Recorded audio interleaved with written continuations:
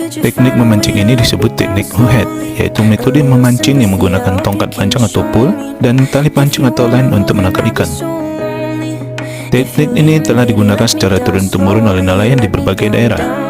Tongkat pancang yang biasanya terbuat dari bambu atau bahan ringan lainnya, panjang tongkat disesuaikan dengan ukuran perahu. Tali pancing yang digunakan tali kuat dan tahan lama. Pada kail hoohead biasanya diberi bulu ayam atau potongan tali rafia sehingga menyamarkan dari penglihatan ikan.